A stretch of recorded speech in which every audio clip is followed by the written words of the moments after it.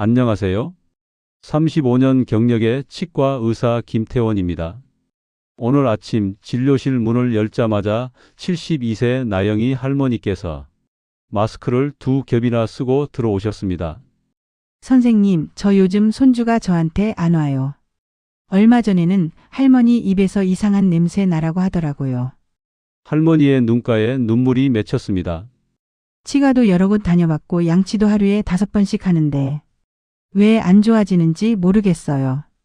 이 말씀을 들으며 제 가슴이 무거워졌습니다. 여러분, 혹시 이런 고민하고 계신가요? 대화할 때 상대방이 살짝 고개를 돌리면 혹시 내 입냄새 때문인가 걱정되시나요? 마스크 벗기가 두렵고 손주들이 멀어지는 것 같아 속상하신가요? 오늘 이 영상을 끝까지 보시면 이 모든 고민에서 벗어날 수 있는 구체적인 방법을 알게 되실 겁니다. 오늘 영상 시작 전 구독과 좋아요는 저에게 큰 힘이 됩니다. 제가 35년 동안 수천 명의 환자분들을 진료하며 직접 확인한 검증된 방법들입니다. 단 2주만 실천하셔도 가족들이 다시 가까이 다가오는 변화를 경험하실 수 있습니다. 많은 분들이 이렇게 말씀하십니다. 선생님, 저는 양치를 정말 열심히 하는데요. 그런데도 왜 입냄새가 나는 건가요? 여기에는 중요한 이유가 있습니다. 입냄새는 단순한 구강위생 문제가 아니라 우리 몸 전체의 건강 신호일 수 있기 때문입니다. 지난달에 만난 73세 강현우 어르신 이야기를 해드리겠습니다. 강 어르신은 3개월 동안 하루 6번씩 양치질을 하셨대요. 심지어 혀 클리너까지 구입해서 사용하셨죠. 그런데도 입냄새는 전혀 나아지지 않았습니다. 왜 그랬을까요? 원인은 바로 위장에 있었습니다. 불규칙한 식사와 과식으로 인한 위산 역류가 진짜 원인이었던 거죠. 이처럼 입냄새의 원인은 생각보다 복잡하고 다양합니다. 이제부터 제가 35년간 임상에서 확인한 입냄새의 진짜 원인들을 하나씩 설명드리겠습니다. 첫 번째 원인, 구강 내 세균입니다. 우리 입안에는 약 700여 종의 세균이 살고 있습니다. 이 세균들이 음식 찌꺼기를 분해하면서 휘발성 황화합물을 만들어내는데요. 바로 이것이 입냄새의 주범입니다. 특히 놀라운 사실은 양치질을 아무리 잘해도 혀를 닦지 않으면 효과가 절반밖에 안 된다는 겁니다. 연구에 따르면 입냄새를 유발하는 세균의 약 60%가 혀의 뒤쪽에 집중되어 있습니다. 두 번째 원인, 침분비 감소, 즉 구강 건조증입니다. 나이가 들수록 침샘 기능이 약해져 침 분비량이 줄어듭니다. 특히 고혈압약, 당뇨약, 항우울제, 항히스타민제 같은 약물들은 구강 건조증을 더 악화시킵니다. 79세 조영란 할머니는 고혈압과 당뇨 때문에 약을 여러 가지 복용하셨는데요.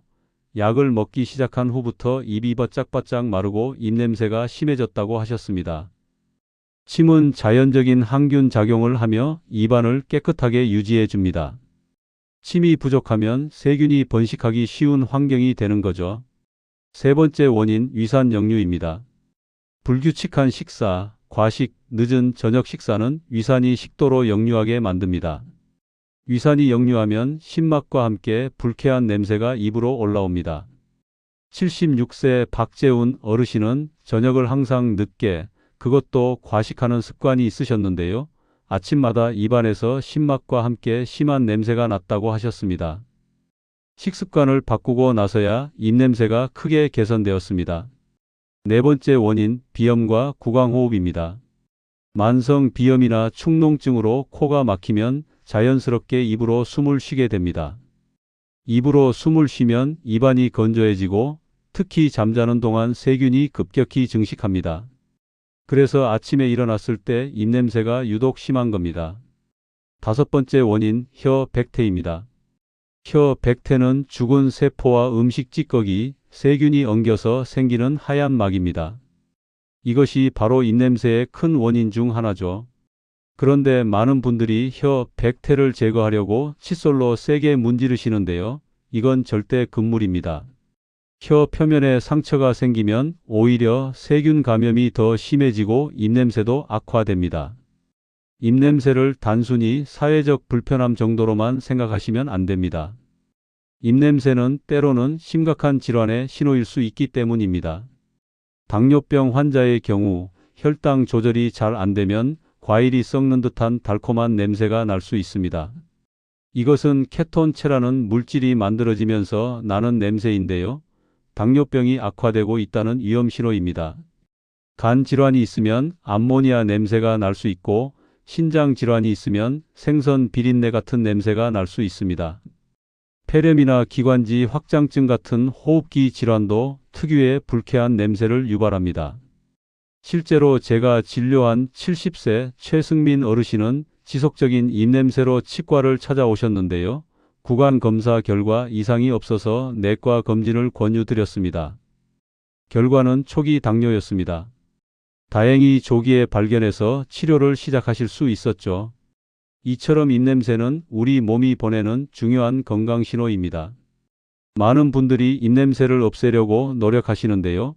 오히려 잘못된 방법으로 상황을 악화시키는 경우가 많습니다.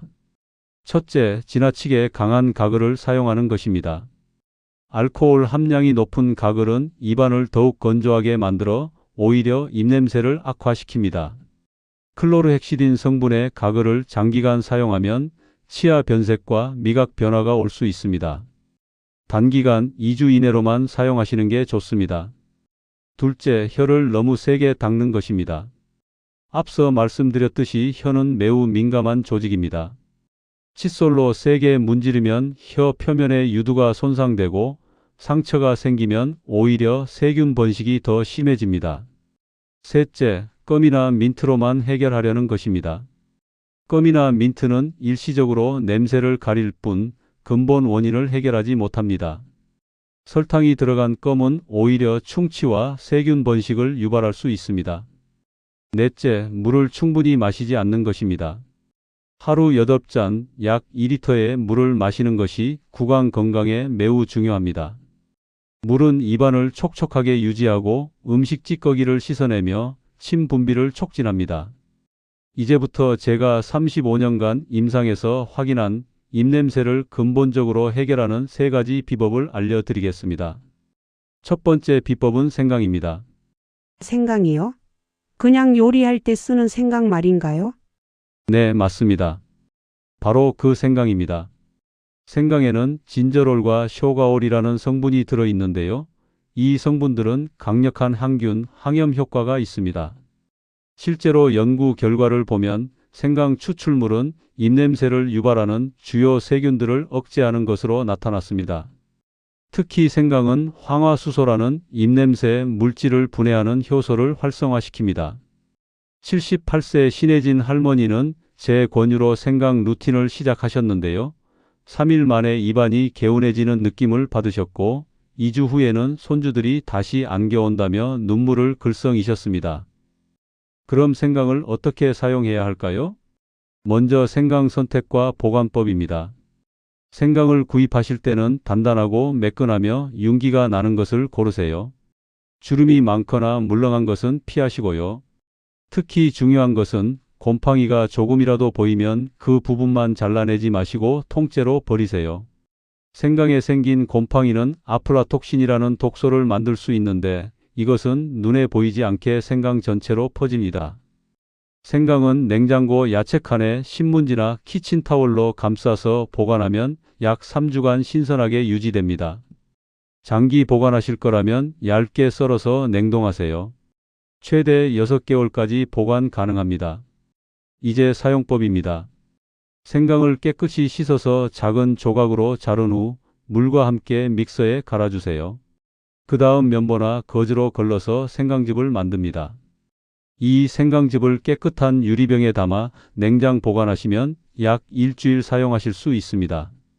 양치질할 때 치약에 생강즙을 한 방울만 섞어서 사용하세요. 생강의 항균 효과가 입안 세균을 억제하고 상쾌한 느낌을 줍니다. 또 다른 방법은 생강물 가글입니다. 생강 조각 서너 개를 물 500ml에 넣고 약한 불에서 10분 정도 끓여주세요. 식힌 후 깨끗한 병에 담아 냉장 보관하시면 약 2주간 사용 가능합니다. 아침, 저녁으로 이 생강물로 각을 하시면 됩니다. 특히 식후에 각을 하시면 음식 찌꺼기 제거와 세균 억제에 매우 효과적입니다. 생강은 위장 기능 개선에도 도움을 줍니다. 소화 불량이나 위산 역류로 인한 입냄새에도 효과가 있는 거죠. 단, 위궤양이나 역류성 식도염이 심한 분들은 생강이 자극이 될 수 있으니 의사와 상담 후 사용하시기 바랍니다. 두 번째 비법은 위장 건강 관리입니다. 제가 35년간 진료하면서 깨달은 것은 입냄새의 상당 부분이 위장 문제에서 비롯된다는 사실입니다. 특히 위산 역류는 노년층에게 매우 흔한 문제죠. 74세 홍성택 어르신은 항상 저녁을 늦게, 그것도 과식하는 습관이 있으셨습니다. 밤에 누우면 위산이 역류해서 목이 따갑고 아침에 일어나면 입안에서 신맛과 함께 불쾌한 냄새가 났다고 하셨어요. 이런 분들에게 제가 권해드리는 것이 바로 꿀 루틴입니다. 꿀, 특히 토종꿀에는 천연 항균 성분과 소화 효소가 풍부합니다. 꿀은 위 점막을 보호하는 코팅 효과가 있어서 위산으로부터 식도와 이벽을 보호해 줍니다. 연구에 따르면 꿀은 헬리코박터 파일로리균, 즉 위염과 위궤양을 유발하는 세균을 억제하는 효과가 있습니다. 사용법은 간단합니다. 아침 공복에 미지근한 물 한 컵에 토종꿀 한 스푼을 타서 천천히 마시세요. 식사가 불규칙하거나 식사를 거른 경우에도 이 방법을 사용하시면 좋습니다. 단, 당뇨나 고혈당이 있는 분들은 반드시 담당 의사와 상담 후에 사용하셔야 합니다. 당뇨가 있으신 분들은 꿀 대신 알로에, 베라주스나 양배추즙을 사용하시는 것도 좋은 대안입니다. 위장 건강을 위한 생활 습관도 매우 중요합니다. 첫째, 식사는 규칙적으로 하세요. 하루 3끼를 일정한 시간에 드시는 게 좋습니다. 둘째, 과식을 피하세요. 배부르다 싶으면 조금 덜 드시는 게 좋습니다. 셋째, 저녁은 가볍게 드세요. 저녁 식사량은 아침이나 점심의 70% 정도가 적당합니다. 넷째, 취침 3시간 전에는 식사를 끝내세요. 이것이 위산 역류를 예방하는 가장 확실한 방법입니다. 다섯째, 식후 바로 눕지 마세요. 최소 30분은 앉아 있거나 가벼운 산책을 하시는 게 좋습니다. 여섯째, 커피, 초콜릿, 기름진 음식, 맵고 자극적인 음식은 위산 분비를 촉진하므로 줄이세요. 일곱째, 흡연과 음주는 위산 역류를 악화시키므로 피하시는 게 좋습니다. 세 번째 비법은 자일리톨입니다. 자일리톨은 자작나무에서 추출한 천연 감미료인데요. 입냄새 제거에 탁월한 효과가 있습니다. 자일리톨의 가장 큰 장점은 세균이 자일리톨을 먹어도 에너지로 사용할 수 없다는 점입니다. 세균은 자일리톨을 대사할 수 없기 때문에 굶어 죽게 됩니다. 연구 결과를 보면 자일리톨을 규칙적으로 사용하면 충치 유발 세균이 최대 70%까지 감소한다고 합니다. 또한 자일리톨은 침 분비를 촉진합니다. 구강건조증으로 고생하시는 분들에게 특히 효과적이죠. 77세 배정숙 할머니는 당뇨약 부작용으로 입이 항상 바싹바싹 마르고 입냄새가 심하셨는데요. 자일리톨 루틴을 시작한 후 입안이 촉촉해지고 입냄새가 크게 줄었다고 하셨습니다. 자일리톨은 혀 백태 제거에도 효과적입니다. 혀 백태는 죽은 세포와 음식 찌꺼기, 세균이 엉겨서 만들어진 것인데요. 칫솔로 세게 문지르면 혀 표면에 상처가 생겨 오히려 악화됩니다. 자일리톨은 부드럽게 백태를 분해하고 제거하는 효과가 있습니다. 사용법을 알려드리겠습니다. 순수 자일리톨 가루를 준비하세요. 마트나 온라인에서 쉽게 구할 수 있습니다. 잠자기 전 양치질을 마친 후에 자일리톨 가루 반 스푼, 약 2.5g을 입에 넣으세요. 5분 이상 천천히 녹이면서 혀 위에 고루 퍼지게 하세요. 이때 억지로 삼키지 마시고 자연스럽게 입안에 머물게 하세요. 5분 후 가볍게 물로 한두 번만 헹구고 취침하세요. 자일리톨이 밤새 입안에서 작용하면서 세균을 억제하고 혀 백태를 분해합니다. 주의사항이 있습니다. 첫째, 반려동물, 특히 강아지에게는 자일리톨이 치명적입니다. 절대 강아지가 먹지 않도록 주의하세요. 둘째, 처음 사용하시는 분들은 소화가 예민할 수 있으므로 소량부터 시작하세요. 셋째, 자일리톨 껌을 선택하실 때는 자일리톨 함량이 50% 이상인 제품을 고르세요. 자일리톨 함량이 낮으면 효과가 떨어집니다. 혀 관리는 입냄새 제거에서 가장 중요한 부분입니다. 앞서 말씀드렸듯이 입냄새를 유발하는 세균의 약 60%가 혀에 있습니다. 특히 혀의 뒤쪽, 목구멍 가까운 부분에 세균이 가장 많이 모입니다. 그런데 많은 분들이 혀 관리를 잘못하고 계십니다. 칫솔로 세게 문지르거나 하루에도 여러 번 닦는 분들이 계신데요. 이것은 오히려 해롭습니다. 혀 표면에는 미레를 포함한 수많은 유두가 있습니다. 이 유두들은 매우 예민하고 쉽게 손상됩니다. 손상되면 염증이 생기고 오히려 세균 번식이 더 심해집니다. 올바른 혀 관리 방법을 알려드리겠습니다. 첫째, 전용 혀 클리너를 사용하세요. 칫솔보다 혀 클리너가 훨씬 부드럽고 효과적입니다. 약국이나 마트에서 쉽게 구할 수 있고 가격도 3,000원에서 5,000원 정도로 저렴합니다. 둘째, 혀 클리너를 사용할 때는 혀의 가장 뒤쪽부터 시작하세요.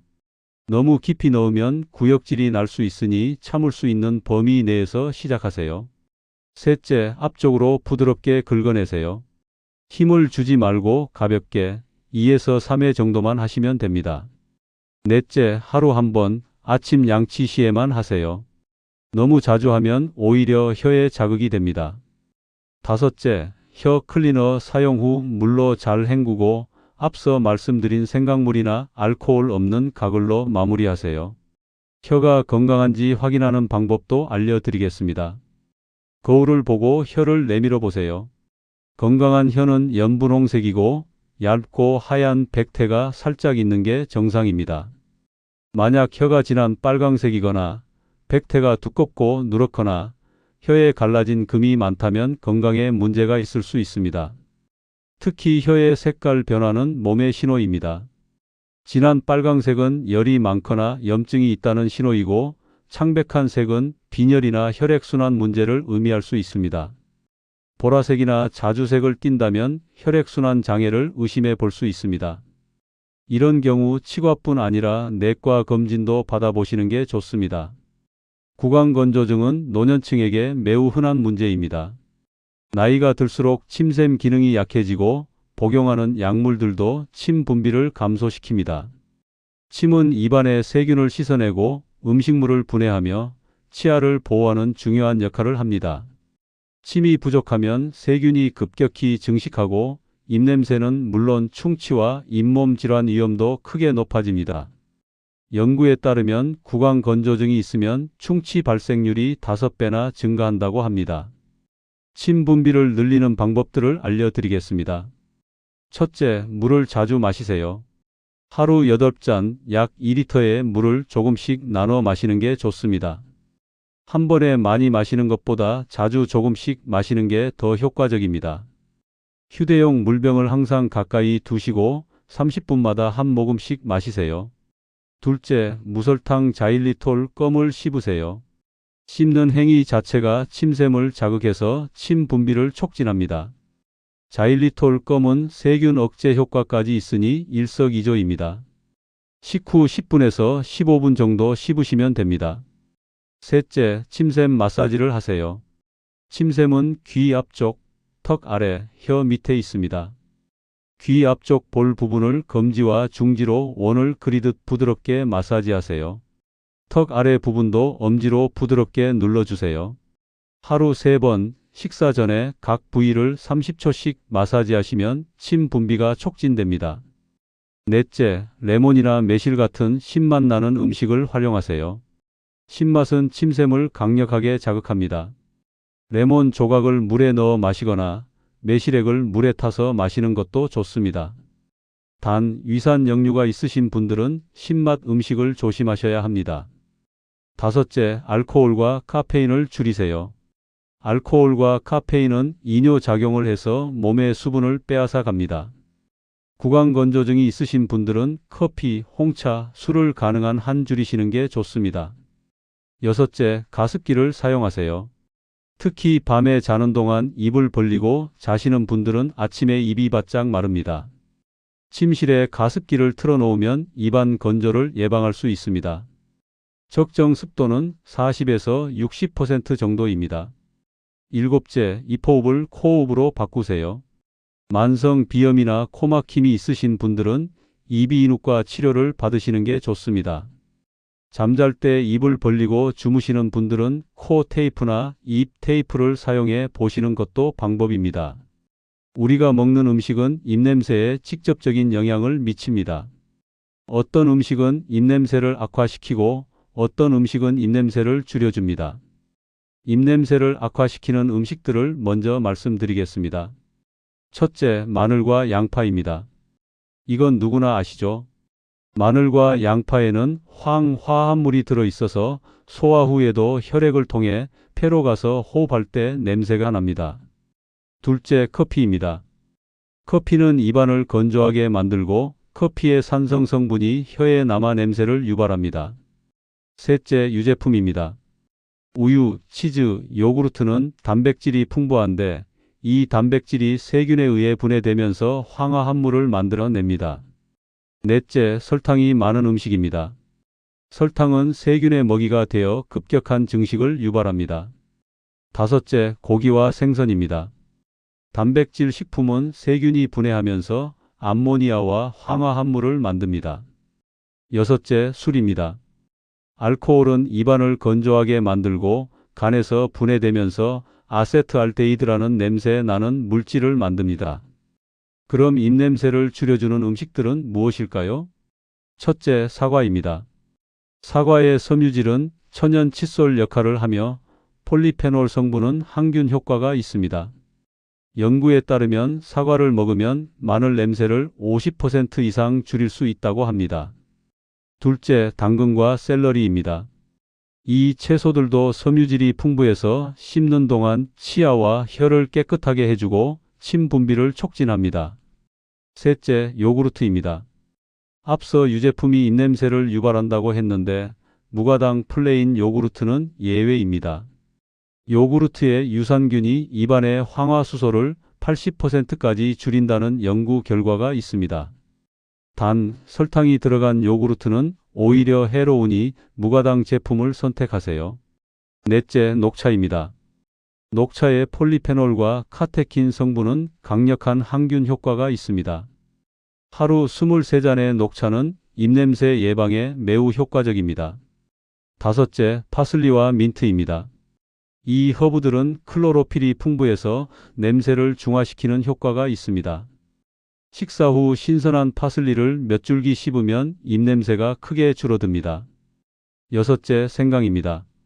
앞서 말씀드린 대로 생강은 항균 효과가 뛰어나고 소화를 돕습니다. 일곱째, 물입니다. 물은 가장 기본적이면서도 가장 효과적인 입냄새 예방 수단입니다. 지금까지 말씀드린 내용을 실천하기 쉽게 하루 루틴으로 정리해 드리겠습니다. 아침 루틴입니다. 일어나자마자 침샘 마사지를 30초씩 하세요. 미지근한 물 한 컵에 토종꿀 한 스푼을 타서 천천히 마시세요. 당뇨가 있으신 분은 그냥 미지근한 물 한 컵을 마시세요.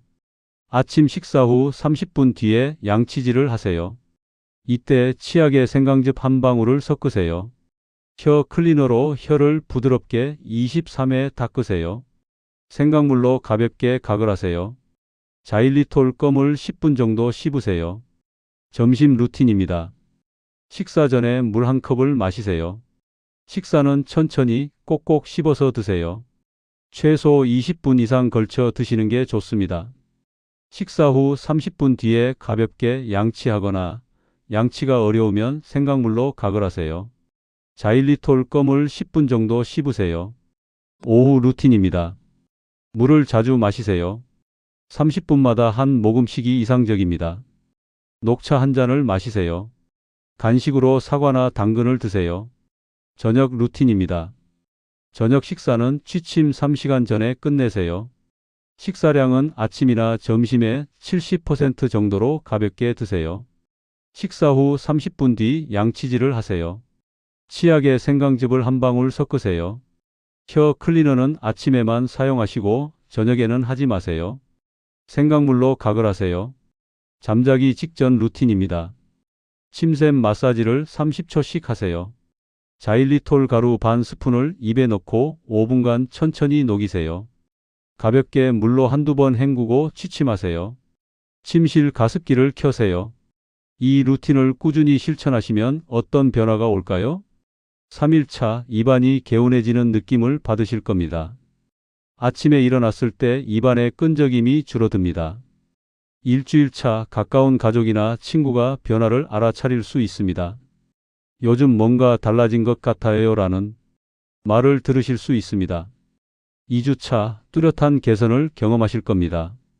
손주들이 다시 가까이 다가오고 대화할 때 자신감이 생깁니다.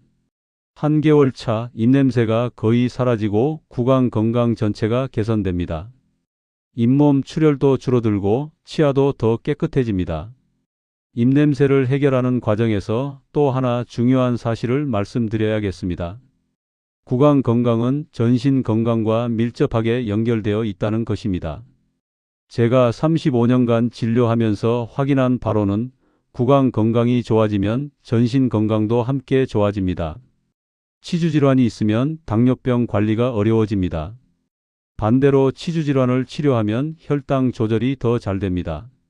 80세 서민호 어르신은 오랜 당뇨 환자셨는데 치주 치료를 받고 구강 관리를 철저히 하신 후 혈당이 안정되고 약도 줄일 수 있었습니다.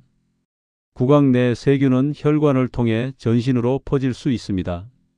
특히 치주 세균은 심혈관 질환과 뇌졸중 위험을 높입니다. 하버드 의대 연구에 따르면 치주 질환이 있는 사람은 심장마비 위험이 2배, 뇌졸중 위험이 3배나 높다고 합니다. 또한 최근 연구들은 치주 세균이 알츠하이머병과도 관련이 있다고 밝히고 있습니다. 알츠하이머 환자의 뇌에서 치주 세균이 발견되었다는 연구 결과들이 나오고 있습니다. 폐렴도 마찬가지입니다. 특히 고령자는 구강 내 세균이 침과 함께 폐로 들어가 흡인성 폐렴을 일으킬 수 있습니다. 흡인성 폐렴은 노년층 사망의 주요 원인 중 하나입니다. 이처럼 입 건강을 지키는 것은 단순히 입냄새를 없애는 것을 넘어서 우리 몸 전체의 건강을 지키는 일입니다. 아무리 집에서 관리를 잘하셔도 정기적인 치과 검진은 꼭 필요합니다. 많은 어르신들이 이가 아프지 않으면 치과에 갈 필요 없다고 생각하시는데 이것은 큰 오해입니다. 치주 질환이나 충치는 초기에는 통증이 없습니다.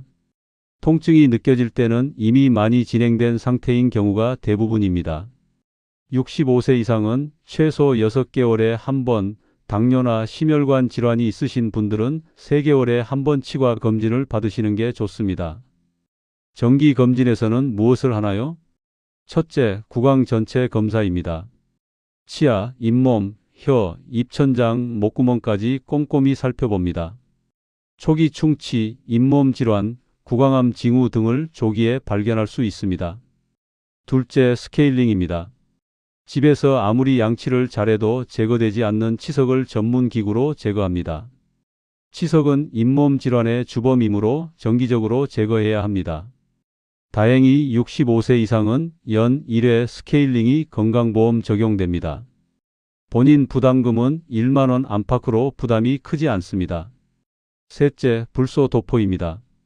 불소는 치아 에나멜을 강화하고 충치를 예방합니다. 특히 치아가 약해진 노년층에게 매우 효과적입니다. 넷째, 구강위생 교육입니다. 올바른 칫솔질 방법, 치실 사용법 등을 배울 수 있습니다. 본인은 잘하고 있다고 생각해도 의외로 잘못된 방법으로 하시는 분들이 많습니다. 좋은 치과를 고르는 방법도 알려드리겠습니다. 첫째, 충분히 시간을 들여 설명해 주는 곳을 선택하세요. 환자 한 명당 최소 30분 이상 시간을 할애하는 치과가 좋습니다. 둘째, 예방치료를 강조하는 곳을 선택하세요. 치료보다 예방이 우선이라고 말하는 치과가 좋은 치과입니다. 셋째, 무조건 비싼 치료를 권하지 않는 곳을 선택하세요. 환자의 상황과 경제적 여건을 고려해서 여러 옵션을 제시하는 곳이 좋습니다. 넷째, 10년 이상 한 곳에서 운영된 개인 치과를 선택하세요. 오래 한 곳에서 진료한 치과는 환자에 대한 책임감이 높습니다. 제가 진료한 실제 환자분들의 사례를 더 말씀드리겠습니다. 72세 나영희 할머니는 처음 오셨을 때 마스크를 3겹이나 쓰고 계셨습니다. 선생님, 저 정말 부끄러워요. 손주들이 저한테 안 오려고 해요. 할머니는 5년 전 남편을 여의신 후 우울증으로 약을 드시고 계셨습니다. 항우울제 부작용으로 입이 심하게 마르고 입냄새가 심해지신 거였죠. 저는 할머니께 오늘 말씀드린 3가지 비법을 알려드렸습니다. 생각 루틴, 꿀 루틴, 자일리톨 루틴을 꾸준히 실천하시고 물을 자주 마시도록 권했습니다. 또한 정신과 의사와 상담해서 항우울제를 입 마름 부작용이 적은 약으로 바꾸셨습니다. 3주 후 재방문하셨을 때 할머니는 마스크를 한 겹만 쓰고 오셨어요. 선생님, 좋아진 것 같아요. 며느리가 요즘 달라졌다고 하더라고요. 2개월 후에는 마스크 없이 오셨습니다. 손주들이 다시 안기기 시작했어요. 저도 이제 자신감이 생겼어요. 할머니의 환한 미소를 보면서 제 마음도 따뜻해졌습니다. 75세 임경수 어르신의 사례도 있습니다. 어르신은 30년 넘게 담배를 피우셨고 커피를 하루 5잔씩 드셨습니다. 당연히 입냄새가 심했고 치주질환도 심각한 상태였습니다. 선생님, 친구들이 저랑 골프 치기 싫어해요. 차 안에서 냄새 난다고요. 저는 먼저 금연을 권했습니다. 어르신은 고민 끝에 금연을 결심하셨습니다. 커피도 하루 2잔으로 줄이시고 대신 녹차를 드시기 시작하셨습니다. 생강물 가글과 자일리톨 루틴을 시작하셨고 3개월마다 정기 검진을 받으셨습니다. 6개월 후 어르신은 완전히 달라지셨습니다. 금연도 성공하셨고 입냄새도 거의 사라졌으며 잇몸 상태도 크게 개선되었습니다. 선생님, 친구들이 요즘 제가 젊어 보인대요. 골프도 더 잘 치게 됐어요. 금연과 구강 건강 개선으로 전반적인 건강이 좋아지신 거죠. 이런 사례들을 보면서 저는 확신합니다. 나이가 들어도 지금 상태가 안 좋아도 결코 늦지 않았다는 것을요. 입냄새에 대한 흔한 오해들을 바로잡아 드리겠습니다. 오해 1. 나이 들면 입냄새는 어쩔 수 없다. 진실은 나이가 들면서 침 분비가 줄고 약물 복용이 늘어나 입냄새가 생기기 쉽지만 적절한 관리로 충분히 예방하고 개선할 수 있습니다. 오해 2. 가글만 열심히 하면 된다. 진실은 가글은 보조수단일 뿐입니다. 칫솔질, 치실 사용, 혀 관리, 생활 습관 개선이 더 중요합니다. 특히 알코올 함량이 높은 가글은 오히려 입을 건조하게 만들어 해롭습니다. 오해 3. 입냄새는 위장병 때문이다. 진실은 입냄새의 약 85%는 구강 내 문제에서 비롯됩니다. 물론 위산역류나 소화기 질환도 원인이 될 수 있지만 대부분은 입안 세균과 구강 건조가 주범입니다. 오해 4. 양치를 자주 하면 입냄새가 없어진다. 진실은 양치를 너무 자주 하면 오히려 입안이 건조해지고 잇몸이 손상될 수 있습니다. 하루 3회 식후와 잠자기 전에 하는 것이 적당합니다. 올바른 방법으로 하는 것이 횟수보다 중요합니다. 오해 5. 민트나 껌으로 해결할 수 있다. 진실은 민트나 껌은 일시적으로 냄새를 가릴 뿐입니다. 근본 원인을 해결하지 않으면 효과가 오래가지 않습니다. 단, 자일리톨 껌은 세균 억제 효과가 있어 도움이 됩니다. 오해 6. 입냄새는 본인은 모른다. 진실은 본인도 알 수 있습니다. 손등을 핥고 10초 후 냄새를 맡아보거나 깨끗한 숟가락으로 혀 뒤쪽을 긁어서 냄새를 맡아보면 됩니다. 또는 깨끗한 비닐봉지에 입김을 불어넣고 냄새를 맡아볼 수도 있습니다. 여러분, 긴 시간 함께해 주셔서 감사합니다. 오늘 제가 35년간 치과 의사로 일하며 깨달은 입냄새 해결의 핵심을 모두 말씀드렸습니다. 입냄새는 단순히 불편한 증상이 아니라 우리 몸이 보내는 건강 신호입니다. 그 신호에 귀 기울이고 오늘부터 작은 실천을 시작하시면 됩니다. 생강 한 방울의 힘, 토종꿀 루틴, 자일리톨 루틴. 이 세 가지만 꾸준히 실천하셔도 2주 후면 분명한 변화를 경험하실 겁니다. 손주들이 다시 할머니, 할아버지 품에 안기고 가족들과 가까이서 대화하며 친구들과 자신 있게 웃을 수 있게 됩니다. 부끄러워하지 마세요. 입냄새는 나이가 들며 누구에게나 생길 수 있는 자연스러운 현상입니다. 중요한 것은 그 문제를 인정하고 해결하려는 의지입니다. 여러분은 이미 이 영상을 끝까지 보시며 그 의지를 보여주셨습니다. 이제 실천만 남았습니다. 오늘 당장 생강을 준비하시고 자일리톨을 구입하시고 물을 가까이 두세요. 작은 실천이 큰 변화를 만듭니다. 저는 여러분의 건강한 미소를 응원합니다. 도움이 되셨다면 좋아요와 구독 부탁드립니다. 댓글로 여러분의 고민을 나눠주시면 맞춤 조언을 드리겠습니다. 실천 후 느낀 효과도 꼭 공유해 주세요. 여러분의 경험이 같은 고민을 하는 다른 분들에게 큰 힘이 됩니다. 주변에 입냄새로 고민하시는 분이 계시다면 이 영상을 공유해 주세요. 작은 나눔이 누군가에게는 인생을 바꾸는 계기가 될 수 있습니다. 건강한 치아, 건강한 잇몸으로 100세 시대를 당당하게 살아가시길 바랍니다. 여러분의 건강한 미소가 저의 가장 큰 보람입니다. 오늘도 건강하고 행복한 하루 되세요. 지금까지 35년 경력 치과 의사 김태원이었습니다. 감사합니다.